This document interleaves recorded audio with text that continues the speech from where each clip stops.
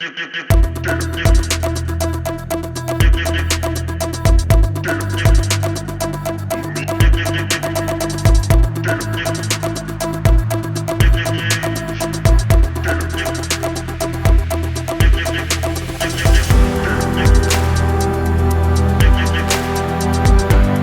back to another exciting episode of Black and White.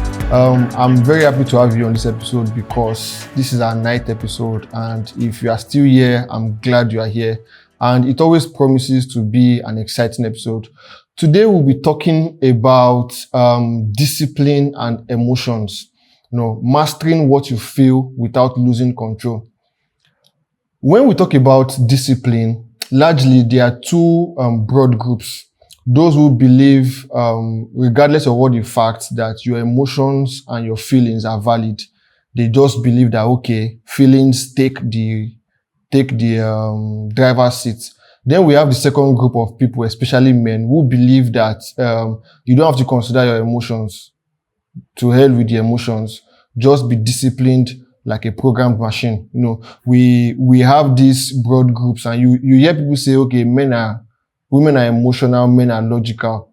Emotional topics often attract these two extreme viewpoints, and the balance to it that both are very, very useful, and we can all learn to adapt, and we can all learn to make the best of both discipline or logic and emotions. Emotions are useful because they give us information about what matters to us. Emotions help us define what we define as success. They help us understand our reactions, our values, our boundaries. Emotion guides us better when acknowledged and not ignored. So we are not teaching or explaining that you should ignore your emotions. They are important, but they just need to be put in the right order. The real strength is not becoming emotional or logical. Is being emotionally aware and in control. One of the most misunderstood truth about life is when people say you are weak because you feel deeply. When, for example, men cry, or when, for example, people express emotional or logical extremes, they feel it's as a sign of weakness. Everybody feels. Everybody has feelings. Everybody. You're only weak when you allow your emotion to control your actions, because not everyone is disciplined, not everyone is highly logical. Not everyone has seared their heart or has put so much barrier to feelings. Feelings are very important. Because clarity is not the absence of emotion, it's the ability to stay in control despite our emotions. Before we go further, let's define emotional mastery. Mastering your emotions simply means you understand what you feel. You understand what you feel, whether it's betrayal, whether it's anger, whether it's love, whether it's excitement. You understand it. Number 2 is you can name that feeling. And number 3 in understanding emotional mastery is you can choose how you respond. Notice something important. You don't kill those emotions. You understand it, you name it, you choose it. So when someone hurts you, you understand it, you name it, you choose how to respond. When you are excited, you understand it, you name it, and you choose how to respond. You don't suppress emotions, because when you suppress them, you end up blowing it out. Discipline is not about becoming cold. It's about becoming conscious. It's about becoming aware of your emotions. It's about becoming in charge. Emotions, for example, are like wild horses. They are strong, they are powerful, and they are full of energy.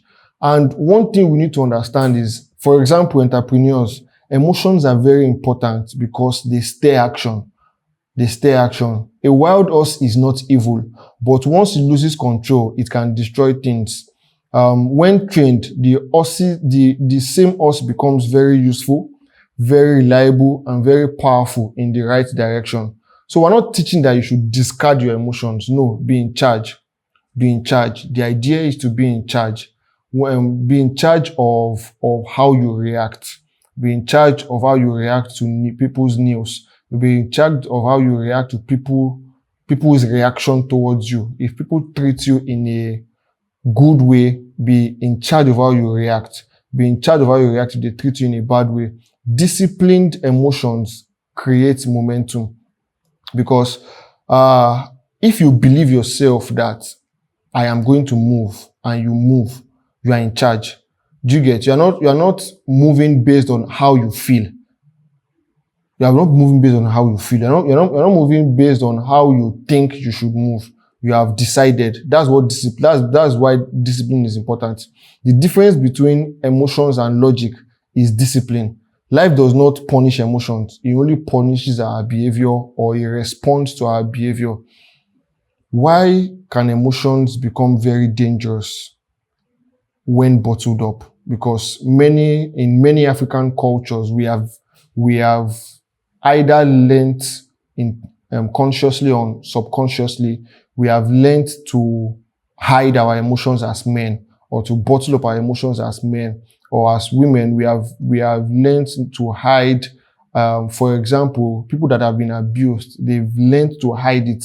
Emotions become dangerous when they are bottled up, when they are denied, and when they are ignored. Even Jesus expressed his emotions. The key truth is discipline is choosing your response. It's choosing your response. You need to be disciplined enough to choose your response. I cannot decide how you treat me. I cannot decide how you behave towards me, but I can decide how I respond to your action towards me. The real lesson is you cannot control what you feel at first. Honestly, you cannot control how you feel. You cannot control, for example, you might be quote unquote a big person, quote unquote, right? You can be a big person and someone, for example, is rude to you. You can't deny that you feel how the person reacted towards you, but you can decide how you control, how you react towards it. Emotional discipline is not about reaction, it's about responding. So before you react, I would like to give you 3 things you can do before you respond to a situation. Number 1 is take a pause. Take a pause. When you feel hurt by people's words, or when you feel excited by people's words, you notice that I am mentioning 2 extremes of emotions, both pain and excitement. By the end of this episode, I would list some things that we should not, I will list a few points to which we should not take any decision. So number 1 is to take a pause. Like I said, number 2 is be aware of your situation and your surroundings. Number 3 is intentionally decide what your reaction is going to be. I want to give you a powerful rule to live by. A powerful rule to live by. And I learned this by experience. Initially I'm very reactional, or I was very reactional, and I've learned this by experience, because whether you're excited or you're happy, you need to live by this rule, right? Number 1 is never make a big decision when you're extremely happy. When you're extremely excited, never make a big decision. Number 2 is never make a big decision when you are extremely sad. Oh, I will never do this. Never make that decision. When you are extremely overwhelmed, never make a big decision. And when you are very angry, because our strong emotions can distort judgment. What happened is that calmness would produce clarity. It's important to remember, it's okay to cry. It's okay to be excited. It's okay to feel upset. It's okay to be disappointed. It's okay to be very excited and happy. But what is not okay is allowing those emotions to run your life. Feel deeply, but decide wisely. You decide what you do. I'll be giving 3 practical steps to building emotional discipline. Name your decision, name your emotion, take a pause, and choose intentionally. how you would react to it. Don't suppress your emotion for no reason. Process it. Don't suppress it because you feel really sad. Allow it to pass. Allow it to pass. Our emotions is like water. You can't hold water down. You can only stop. You can't hold water. It will find a way to escape. So let the emotion pass. Feel the joy. Feel the sorrow. Feel the sadness. But don't let it be a basis to decide. Let your discipline, your logical sense decide on how to react. Don't react because you are emotionally aroused. A final truth I'll be sharing is that emotions are very powerful servants, but terrible masters. Discipline is what keeps you in control while when emotion rises. So master your emotions and protect your future. Don't design your future based on your emotions. And this is Black and White, where we're helping you to grow one truth at a time. I'll see you at the next one.